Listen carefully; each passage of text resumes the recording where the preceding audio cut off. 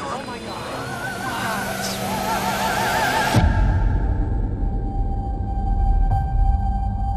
The shock from the attacks in New York and D.C. reverberate across the entire nation. What we're facing is a national emergency. We are proposing the Treasury Fund offering compensation to the victims. Ken, we'll have to negotiate all settlements.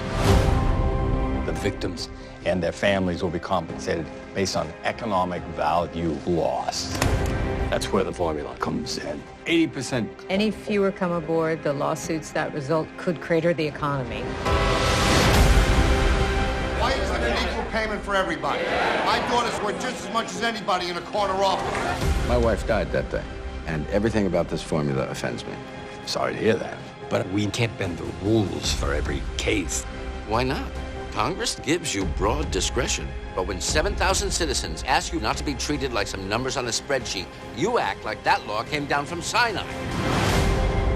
I know the rules. State law says we were nothing to each other. But I'm the one he called.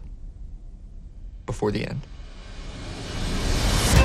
I have to be the man that he was. She's the one who called the tower on the radio. Mommy's not coming home. He called me when they were trapped there. It takes a parent to know that feeling. Beautiful boy. You make sure that they get what they need.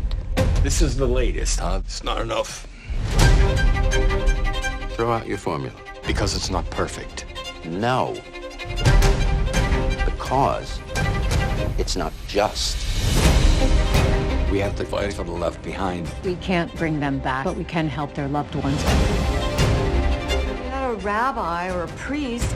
You're a lawyer. And that's exactly what these people need right now. What would your life be worth? Are you just trying to win? I'm trying to make things right.